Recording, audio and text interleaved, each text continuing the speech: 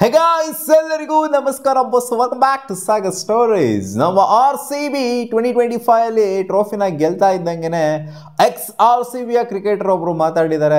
RCB ಈ ಚೇಂಜ್ನ ಈ season ಅಲ್ಲಿ ಮಾಡಿದ್ರು ಅಂತ ಅನ್ಸುತ್ತೆ, ಅದಕ್ಕೋಸ್ಕರ RCB ಟ್ರೋಫಿ ಗೆಲ್ಲೋ ಥರ ಆಯಿತು.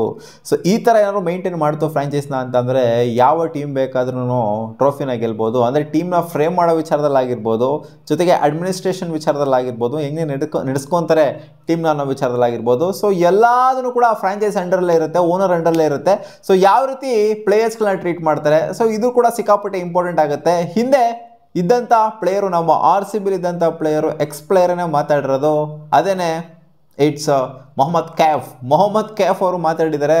ಅವ್ರಿಗೆ ಏನಾಗಿತ್ತು, ಏನು ಫೀಲ್ ಆಗಿತ್ತು RCBಲಿ ಅಂತ ಅಂದಾಗ, ಅಂದರೆ ಅವ್ರು ವಿಜಯ್ ಮಲ್ಯ ಅವ್ರ ಕಾಲದಲ್ಲಿ ಆಡಿದರು, ವಿಜಯ್ ಮಲ್ಯ ಓನರ್ ಆಗಿದ್ದಾಗ ಅವ್ರು ಆಡಿದರು. ಸೊ ಅವರು ಫೀಲ್ ಮಾಡಿದ್ರಂತೆ RCBಲಿ ಸಿಕ್ಕಾಪಟ್ಟೆ ಒಂದು ಡಿಸ್ಕಷನ್ ಅನ್ನೋದು ಆಗ್ತಾ ಇತ್ತಂತೆ. ಒಂದು ಎಲ್ಲರಿಗೂ ಒಂಥರ ಡ್ರಿಲ್ ಮಾಡ್ತಾ ಇದ್ರಂತೆ ಪ್ಲೇಯರ್ಸ್ಗಳಿಗೆ. ಇನ್ ಕೇಸ್ ನಾವು ಮ್ಯಾಚ್ನ ಸೋತ್ವಿ ಅಂತ ಅಂದಾಗ ಸಿಕ್ಕಾಪಟ್ಟೆ ಡ್ರಿಲ್ ಮಾಡ್ತಾ ಇದ್ರಂತೆ. ನೀವು ಯಾಕೆ ಹಿಂಗೆ ಮಾಡಿದ್ರಿ, ನೀವು ಯಾಕೆ ಹಂಗೆ ಮಾಡಿದ್ರಿ ಅಂತ. ಒಟ್ಟಲ್ಲಿ ಹೆವಿ ಮೀಟಿಂಗ್ಸ್ಗಳಿರೋದಂತೆ ಗುರು. ಸಿಂಪಲ್ ಆಗಿ ಹೇಳಬೇಕು ಅಂತಂದರೆ ಹೆವಿ ಮೀಟಿಂಗ್ಸ್ಗಳು ಮಾಡೋರಂತೆ. ಏನಕ್ಕೆ ಸೋತೆ ರೀಸನ್ ಕೊಡಿ ಅಂತ ಪ್ರತಿಯೊಬ್ಬ ಪ್ಲೇಯರ್ನೂ ಕೇಳೋರಂತೆ. ನೀವು ಯಾಕೆ ಹಿಂಗೆ ಮಾಡಿದ್ರಿ, ನೀವು ಯಾಕೆ ಹಿಂಗೆ ಮಾಡಿದ್ರಿ, ಹಿಂಗೆ ಮಾಡ್ಬೋದಾಗಿತ್ತಲ್ಲ, ಹಂಗೆ ಮಾಡ್ಬೋದಾಗಿತ್ತಲ್ಲ ಅಂತ ಪ್ರೆಷರೈಸ್ ಮಾಡೋರಂತೆ. ಪ್ರಾಕ್ಟೀಸ್ಗಿಂತ ಹೆಚ್ಚಾಗಿ ಅಲ್ಲಿ ಡಿಸ್ಕಷನ್ನೇ ಜಾಸ್ತಿ ಆಗ್ತಿತ್ತು, ಪ್ರೆಷರೈಸ್ ಸಿಚುವೇಶನ್ ಬರ್ತಾ ಇತ್ತು ಆ್ಯಂಡ್ ಪ್ಯಾನಿಕ್ ಆಗ್ತಾ ಇದ್ರು RCB ಮ್ಯಾನೇಜ್ಮೆಂಟು. ಅಂದರೆ ಓನರ್ಸ್ ಆಗಿರ್ಬೋದು, ಅವರೆಲ್ಲ ಇನ್ವಾಲ್ವ್ ಆಗುವಂಥದ್ದು, ಜೊತೆಗೆ ಕೋಚಿಂಗ್ ಸ್ಟಾಫ್ ಎಲ್ಲರೂ ಕೂಡ ಒಂಥರ ಪ್ಯಾನಿಕ್ ಆಗ್ತಾಯಿದ್ರು, ಪ್ಯಾನಿಕ್ ಸಿಚುವೇಶನಲ್ಲಿ ಕ್ರಿಯೇಟ್ ಮಾಡ್ತಾಯಿದ್ರು. RCB ಅಂತ ಬಂದಾಗ ಹಿಂದೆ ನಾವು ನೋಡಿರೋದೇನು ಅಂತಂದರೆ ಬ್ಯಾಟರ್ಸ್ಗಳಿಗೆ ಜಾಸ್ತಿ ಮರ್ಯಾದೆ ಕೊಡ್ತಾ ಇದ್ರು.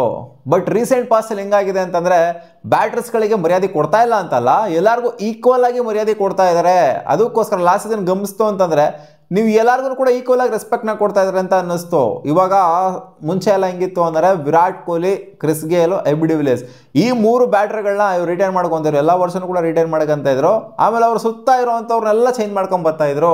ಬೌಲರ್ಸ್ಗಳು ಒಂದು ಸೀಸನ್ ಚೆನ್ನಾಗಿ ಮಾಡಿಲ್ಲ ಅಂತಂದರೆ, ಅಥವಾ ಒಂದೆರಡು ಮ್ಯಾಚ್ ಚೆನ್ನಾಗಿ ಮಾಡೋಕ್ಕಾಗಿಲ್ಲ ಅಂದರೆ ಅವ್ರನ್ನ ಬಿಟ್ಬಿಡೋರು, ರಿಲೀಸ್ ಮಾಡಿಬಿಡೋರು. ಎಂಥ ಬೌಲರ್ ಆಗಿದ್ರು ಕೂಡ ಅವ್ರನ್ನ ರಿಲೀಸ್ ಮಾಡಿಬಿಡೋರು. ಎಂಥ ಪುಡಾಂಗ್ ಬೌಲರ್ನ ತೊಗೊಂಡಿದ್ರು ಕೂಡ ರಿಲೀಸ್ ಮಾಡಿಬಿಡೋರು. ಆಲ್ರೌಂಡರ್ಸ್ ಆಗಿದ್ರು ಅಷ್ಟೇ, ಯಾರೇ ಆಗಿದ್ರು ಅಷ್ಟೇ.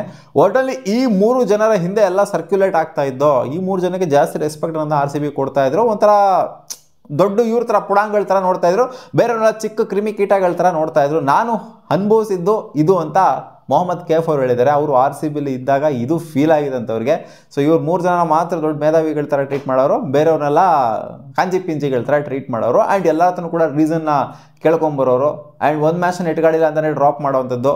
ಸೊ ಇದೆಲ್ಲ ಆಗ್ತಾ ಇತ್ತು RCBಲಿ. ಬೇಜಾನ್ ಡಿಸ್ಕಷನ್ ಮಾಡೋರು, ಸುಮ್ಮನೆ ತಲೆಗೆ ಶೂಟ್ ಹಾಕೋರು. ಅಂದರೆ ವಿಜಯ್ ಮಲ್ಯ ಅವರು ಪೀರಿಯಡಲ್ಲಿ ಇದ್ದಾಗ ಬೇಜಾನ್ ತಲೆಗೆ ಶೂಟ್ ಹಾಕೋರಂತೆ, ಬೇಜಾನ್ ತಲೆಗೆ ಡ್ರಿಲ್ ಮಾಡೋರಂತೆ. ಆದ್ದರಿಂದ ಪ್ಲೇಯರ್ಗೂ ಈ ಕಡೆಯಿಂದ ಪ್ಯಾನಿಕ್ ಮಾಡೋರಂತೆ, ಆ ಕಡೆಯಿಂದ ಫ್ರಾಂಚೈಸ್ ಓನರ್ಗಳು ಅವರೇ ಪ್ಯಾನಿಕ್ ಆಗೋರಂತೆ. ಸೊ ಪ್ಯಾನಿಕ್ ಬಟನ್ನ ಇಲ್ಲಿ ಒತ್ತುತ್ತಾ ಇದ್ದಂಗೆ ಇಲ್ಲಿ ನಮಗೂ ಕೂಡ ಸಿಕ್ಕಾಪಟ್ಟೆ ಪ್ಯಾನಿಕ್ ಆಗಿಬಿಟ್ಟು ಮ್ಯಾಚಲ್ಲಿ ಪರ್ಫಾರ್ಮೆನ್ಸ್ ಅನ್ನೋದು ಡಿಪ್ರಿಷಿಯೇಟ್ ಆಗ್ತಿತ್ತು. ಸಿಕ್ಕಾಪಟ್ಟೆ ಕಮ್ಮಿ ಆಗ್ತಿತ್ತು ನಮ್ಮ ಪರ್ಫಾರ್ಮೆನ್ಸು. ನಮ್ಮ ಎಕ್ಸ್ಟ್ರೀಮ್ ಏನಿದೆ, ನಮ್ಮ ಆಲೋಚನೆಗಳೇನಿದೆ ಅದನ್ನು ಇಂಪ್ಲಿಮೆಂಟ್ ಮಾಡೋಕ್ಕೇ ಬಿಡ್ತಾ ಇರಲಿಲ್ಲ. ಇನ್ಫ್ಯಾಕ್ಟ್ ಒಂದು ಮ್ಯಾಚ್ ನೆಟ್ಗಳಿಲ್ಲ ಅಂತಂದರೆ ತೆಗೆದಾಕ್ಬಿಡ್ತಾರೆ ಟೀಮಿಂದ ಅನ್ನೋ ಭಯ ಇರೋದು ನಮಗೆ. ಸೊ ಪ್ಯಾನಿಕ್ ಬಟನ್ ಇರೋದು ನಮಗೆ ಯಾವಾಗಲೂ RCBಲಿ. ಆ ಮೂರು ಜನ ಬಿಡ್ತವ್ರು ಎಲ್ಲರೂ ಕೂಡ ಪ್ಯಾನಿಕ್ ಬಟನ್ ಇಟ್ಕೊಂಡೇ ಆಡಬೇಕಾಗಿತ್ತು. ಅದಕ್ಕೋಸ್ಕರ RCB ಈ ಸೀಸನ್ ಟ್ರೋಫಿ ಗೆಲ್ಲಕ್ಕಾಗ್ತಿಲ್ಲ. ಅದೇ CSK ಮತ್ತು MI ನೋಡಿ, ಅವ್ರೇನಾದರೂ ಇನ್ ಕೇಸ್ ನೆಟ್ಟಾಗಿ ಆಡೋಕ್ಕಾಗಿಲ್ಲ ಅಂತಂದ್ರೂ ಕೂಡ, ಒಂದು ಸೀಸನ್ ನೆಟ್ಟಾಗಿ ಆಡೋಕ್ಕಾಗಿಲ್ಲ ಅಂದ್ರೂ ಕೂಡ ಎಷ್ಟೊಂದು ಟೈಮು ರಿಟರ್ನ್ ಮಾಡಿದೆ ಎಷ್ಟೋ ಪ್ಲೇಯರ್ಸ್ಗಳನ್ನ. ಪ್ಯಾನಿಕ್ ಬಟನ್ ಅವ್ರು ಪ್ರೆಸ್ ಮಾಡೋದಿಲ್ಲ. ಇನ್ಫ್ಯಾಕ್ಟ್ ಒಂದು ಮ್ಯಾಚ್ ಸರಿಯಾಗಿ ಚಚ್ಚಿಸ್ಕೊಂಡ್ರು ಕೂಡ ನೆಕ್ಸ್ಟ್ ಮ್ಯಾಚ್ ಮತ್ತೆ ಅವಕಾಶ ಕೊಡ್ತಾರೆ. ಸೊ ಇದು CSK ಮತ್ತು ಮುಂಬೈ ಇಂಡಿಯನ್ಸಲ್ಲಿ ಒಂಥರ ಫ್ಯಾಮಿಲಿ ಥರ ಟ್ರೀಟ್ ಮಾಡ್ತಾರೆ. ಪ್ಲೇಯರ್ಸ್ಗಳ ನೆಟ್ಟಿಗೆ ನೋಡ್ಕೊತಾರೆ. ಈ ಥರ ಹೆವಿ ಡಿಸ್ಕಷನ್ ಮಾಡೋದು, ಎಲ್ಲದಕ್ಕೂ ರೀಸನ್, ಪ್ರತಿಯೊಂದಕ್ಕೂ ರೀಸನ್ ಕೇಳೋದ್ರಲ್ಲಿ ಅರ್ಥ ಇದೆ. ಪ್ರತಿಯೊಂದನ್ನು ಕೂಡ ರೀಸನ್ ಕೇಳೋಂಥದ್ದು. CSKಲಿ MIಲಿ ನನಗೆ ಫೀಲ್ ಆಗಿಲ್ಲ, ಅದಕ್ಕೋಸ್ಕರ ಅವ್ರು 5 ಸಲ ಚಾಂಪಿಯನ್ಸ್ ಆಗಿರೋದು. RCB ಅದನ್ನು ಇವಾಗ ಇಂಪ್ಲಿಮೆಂಟ್ ಮಾಡ್ಕೊಂಡಿದೆ ಅಂತ ಅನ್ನಿಸ್ತಾ ಇದೆ. ಪ್ಯಾನಿಕ್ ಬಟನ್ನ RCB ಮ್ಯಾನೇಜ್ಮೆಂಟ್ ಆಗಿರಲಿ, ಕೋಚಿಂಗ್ ಸ್ಟಾಫ್ ಆಗಿರಲಿ, ಯಾರು ಕೂಡ ಇಲ್ಲಿ ಪ್ರೆಸ್ ಮಾಡ್ತಾ ಇಲ್ಲ. ಪ್ಲೇಯರ್ಸ್ಗಳನ್ನ ಎಲ್ಲರನ್ನೂ ಕೂಡ ಒಂದೇ ಥರ ಟ್ರೀಟ್ ಮಾಡ್ತಾ ಇದ್ದಾರೆ. ಆ್ಯಂಡ್ ಇಲ್ಲಿ ಮುಂಚೆ ಎಲ್ಲ ಮೂರು ಜನನ ದೊಡ್ಡ ಮೇಧಾವಿಗಳ ಥರ ಟ್ರೀಟ್ ಮಾಡೋದು. ಸುತ್ತ ಹೌದು, ವಿರಾಟ್ ಕೊಹ್ಲಿ ಅಂತ ಬಂದಾಗ ಮೇಧಾವಿನೇ RCBಗೆ, ಅವ್ರನ್ನ ಬಿಟ್ಕೊಂಡು ಕೊಡುವಂಥ ಮಾತೇ ಇಲ್ಲ. ಬಟ್ ಮುಂಚೆ ಹೆಂಗಾಗೋದು ಅಂತಂದರೆ ಎಲ್ಲರೂ ಅಂಡರ್ ಎಸ್ಟಿಮೇಟ್ ಮಾಡೋರು, ಬರೀ ಮೂರು ಜನ ಮಾತ್ರ ಹೈಲೈಟ್ ಮಾಡೋರು, ಆ ಥರ ಆಗ್ತಾಯಿತ್ತು. ಬಟ್ ಈ ಸೀಸನ್ ಆ ಥರ ಇರಲಿಲ್ಲ.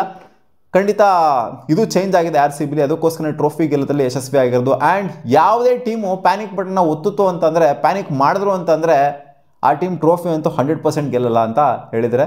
So obviously Lucknow super Giants ವಿಚಾರದಲ್ಲೂ ಕೂಡ KL ರಾಹುಲ್ ಇದನ್ನೇ ಹೇಳಿದ್ದು. ಸಿಕ್ಕಾಪಟ್ಟೆ ಡ್ರಿಲ್ ಮಾಡೋರು, ಸಿಕ್ಕಾಪಟ್ಟೆ ತಲೆಗೆ ಶೂಟ್ ಹಾಕೋರು, ಏನಕ್ಕೆ ಹಿಂಗೆ ಮಾಡಿದೆ ಏನಕ್ಕೆ ಹಂಗೆ ಮಾಡಿದೆ ಅಂತ ಬೆಜ್ಜಾನ್ ಕ್ವಶನ್ಗಳು ಕೇಳೋರು.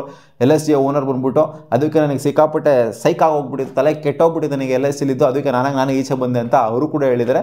ಸೊ ಒಟ್ಟಾಗಿ ಪ್ಯಾನಿಕ್ ಬಟನ್ನ ಯಾವ ಟೀಮು ಪ್ರೆಸ್ ಮಾಡುತ್ತೋ, ಯಾವ ಮ್ಯಾನೇಜ್ಮೆಂಟು ಪ್ರೆಸ್ ಮಾಡುತ್ತೋ, ಕಾಲು ಇಕ್ಕುತ್ತೋ ಅದರ ಮೇಲೆ ಆ ಟೀಮು ಧ್ವಂಸ ಆಗೋದ್ರಲ್ಲಿ IPL ಮಾತ್ರ ಅಂತಲ್ಲ ಎಲ್ಲ ಕಡೆನೂ ಕೂಡ ಯಾಕೋ ಡೌಟ್ ಕಾಣಿಸ್ತಿಲ್ಲ. ಅದನ್ನೇ ಮೊಹಮ್ಮದ್ ಕೈಫ್ ಹೇಳಿರೋದು. KL ರಾಹುಲ್ ಏನು ಹೇಳಿದ್ರು ಹಿಂದೆ, ಇಲ್ಲಿ LSG ಓನರ್ ಇವಾಗ ಮಾಡ್ತಿರೋದನ್ನ ನಮ್ಮ RCB ಯಾವಾಗೋ ಮಾಡಿದೆ ಅಂದರೆ ನಮ್ಮ RCB ಓನರ್ಸ್ಗಳೆಲ್ಲ ಯಾವಾಗೋ ಮಾಡಿದ್ದಾರೆ ಅಂದರೆ ನಮಗೂ ಕೂಡ ಆಶ್ಚರ್ಯ ಅಂತ ಅನಿಸುತ್ತೆ. ಬಟ್ ಇವರು ಇಂಟರ್ನಲ್ ಒಳಗಡೆ ಏನೇನು ಆಗ್ತಾ ಇತ್ತೋ, ಇಂಟರ್ನಲ್ ಟಾಕ್ಸ್ಗಳನ್ನೆಲ್ಲ, ಇಂಟರ್ನಲ್ ಮ್ಯಾಟ್ರ್ಗಳನ್ನೆಲ್ಲ ಇವಾಗ ಈಚೆಗಡೆ ರಿವೀಲ್ ಮಾಡಿದ್ದಾರೆ ಅಷ್ಟೇ. ಸಿಕ್ಕಾಪಟ್ಟೆ ಡ್ರಿಲ್ ನಡೀತಾ ಇತ್ತು RCBಲಿ ಅಂತ. ಮತ್ತೆ ಸಿಗೋಣ ಮುಂದಿನ ವಿಡಿಯೋದಲ್ಲಿ ಗಾಯ್ಸ್, ಬಾ.